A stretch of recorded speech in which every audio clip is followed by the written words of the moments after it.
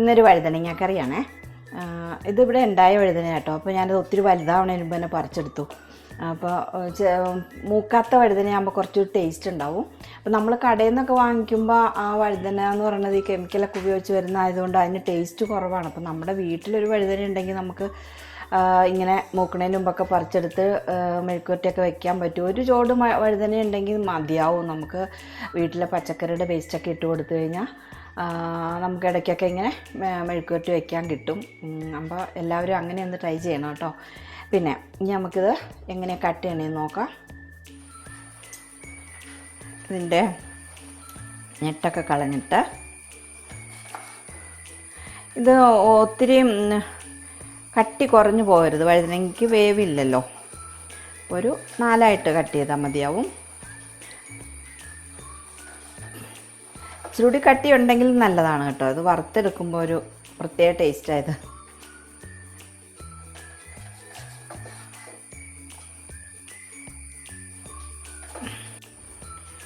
ഇത് ഒരു 15 മിനിറ്റ് ആരെങ്കിലും അരിഞ്ഞ് വെള്ളത്തിലിടണം കേട്ടോ. വെള്ളത്തിലിട്ട് അതിൻ്റെ കറ കളഞ്ഞിട്ട് ഉപയോഗിക്കാവുള്ളൂ. കറ നമ്മുടെ ശരീരത്തിന് കൊള്ളില്ല, അതറിയാലോ. അപ്പോൾ ആ രീതിയിൽ ചെയ്യണം. ഇച്ചിരി കട്ടി കൂട്ടി തന്നെ അരിഞ്ഞോട്ടോ. ഇതിപ്പോൾ ഇച്ചിരി കട്ടി കുറഞ്ഞു പോയി. ഇച്ചിരി കട്ടി കൂട്ടി അരിയാം. വഴുതനങ്ങ അരിഞ്ഞെടുത്തു. അത് വെള്ളത്തിലിട്ട് കഴുകി പിഴിഞ്ഞെടുത്തതാണേ. എന്നിട്ട് പിന്നെ അതിൻ്റെ കറിയൊക്കെ കളഞ്ഞെടുക്കണം കേട്ടോ. അത് കഴിഞ്ഞ് അതിനകത്ത് 1 ടീസ്പൂൺ മുളക് പൊടി, 1/4 ടീസ്പൂൺ മഞ്ഞൾപ്പൊടി, 1 ടീസ്പൂൺ ഉപ്പുപൊടി ഇതെല്ലാം കൂടെ ചേർത്ത് തിരുമ്മി നന്നായിട്ട് പുരട്ടി ഒരു 5 മിനിറ്റ് വെച്ചാൽ മതിയാവും. ഇനി നമുക്കിതൊന്ന് ഫ്രൈ ചെയ്തെടുക്കണം. വറുക്കാൻ ആവശ്യമായിട്ടുള്ള വെളിച്ചെണ്ണ ആട്ടോ ഒഴിക്കണേ. കുറച്ച് വെളിച്ചെണ്ണ ഒഴിച്ചു. ഇത് ഒത്തിരി ഫ്രൈ ആവണ്ട. നമ്മൾ സാധാരണ വഴുതനങ്ങ റോസ്റ്റ് ചെയ്തെടുക്കില്ലേ, അതുപോലെ ചെയ്തെടുത്താൽ മതി.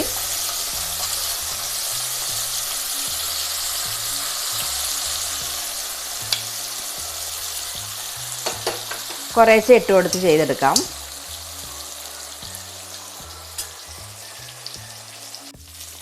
വഴുതനങ്ങ ഫ്രൈ ആയിട്ടുണ്ട്. ഇനി ഇതെടുക്കാം. പ്ലേറ്റിലേക്ക് മാറ്റാം നമുക്ക്.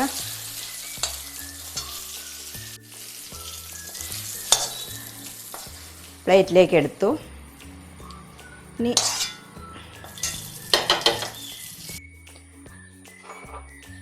ഇതിലേക്ക് തന്നെ ഒരു 2 ടീസ്പൂൺ വെളിച്ചെണ്ണ ഒഴിച്ചു കൊടുക്കുകയാണേ.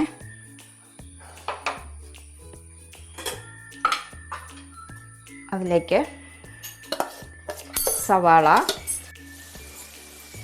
സവാള ഇട്ട് കൊടുത്തു. ഇനി ഒരു 4 പച്ചമുളകും ഒരു 8 അല്ലി വെളുത്തുള്ളി എടുത്തിട്ടുണ്ട്. 8 അല്ലി വെളുത്തുള്ളി, 4 പച്ചമുളകും ഒരു ചെറിയ കഷ്ണം ഇഞ്ചിയും കൂടി ചതച്ചതാണ്. അതും കൂടി ഇട്ട് കൊടുക്കാം.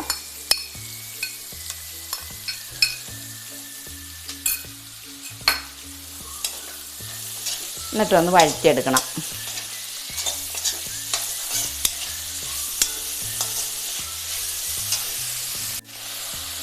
നമ്മൾ വഴുതനങ്ങയ്ക്ക് ഉപ്പിട്ടാണ് വറുത്തെടുത്തത്.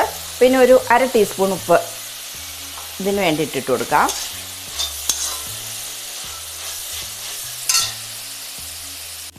സവാള പകുതി വഴന്നിട്ടുണ്ട്.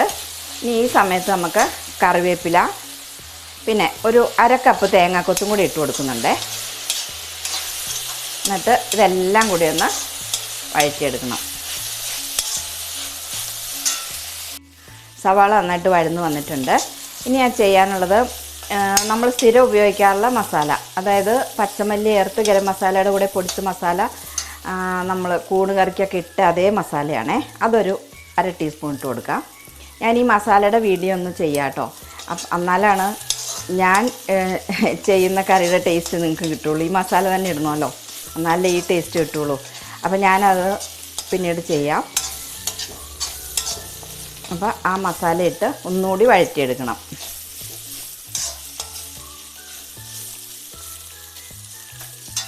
പച്ചമല്ലി ചേർത്ത് പൊടിച്ചേക്കണത് കൊണ്ട് തന്നെ മല്ലിപ്പൊടി പ്രത്യേകിച്ച് ഇടണ്ട.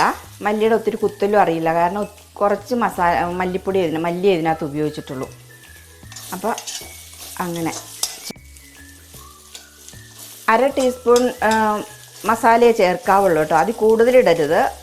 മസാലയുടെ കുത്തലുണ്ടാവരുത്, മല്ലിയുടെ കുത്തലൊന്നും ഉണ്ടാവരുത്. അതിന് വേണ്ടിയിട്ടാണ് ഞാൻ ആ മല്ലി ആ കൂടെ തന്നെ ഇട്ട് പൊടിച്ചേക്കണതേ. അപ്പോൾ കുറേ ചെറിയ രീതിയിൽ ഇതിൻ്റെയൊക്കെ വെളുത്തുള്ളിയുടെയും ഇഞ്ചിയുടെയും അതുപോലെ മസാലയുടെയൊക്കെ ടേസ്റ്റ് ചെറിയ രീതിയിൽ വന്നാൽ മതിയാവും. ഇനി ചെയ്യാനുള്ളത് വഴുതനങ്ങ ഇട്ട് കൊടുക്കുകയാണ്. വഴുതനങ്ങ ഫ്രൈ ചെയ്ത് വെക്കണേ. വഴുതനങ്ങ ഇട്ട് കൊടുക്കുന്നു. എന്നിട്ട് ഇതെല്ലാം കൂടെ ഒന്ന് മിക്സ് ചെയ്യുന്നു. ഇത്രയേ ഉള്ളൂ പണി. ഇതൊന്ന് നല്ല ടേസ്റ്റാട്ടോ ഇങ്ങനെ ചെയ്യുമ്പോൾ. ഈ തേങ്ങാക്കൊത്തിട്ടേക്കണ കൊണ്ട് പ്രത്യേക ഒരു ടേസ്റ്റ് ഉണ്ട്.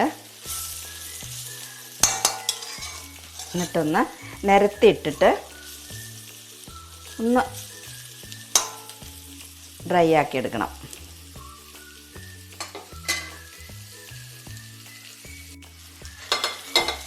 ഒരു 5 മിനിറ്റ് ഇങ്ങനെ നിരത്തിയിട്ട് കൊടുത്ത് ഡ്രൈ ആക്കി എടുക്കണം.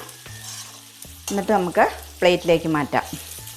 ആയിട്ടുണ്ട്, മാറ്റാം.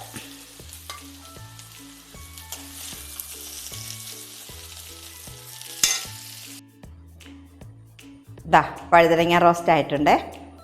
നിങ്ങൾക്കറിയാവുന്ന റെസിപ്പി ആയിരിക്കും, എന്നാലും അതൊന്ന് കണ്ടു നോക്കൂ. എന്നിട്ട് അഭിപ്രായം അറിയിക്കാൻ മറക്കരുതേ. അതുപോലെ സബ്സ്ക്രൈബ് ചെയ്യാനും ലൈക്ക് ചെയ്യാനും മറക്കരുതേ. Okay, thank you.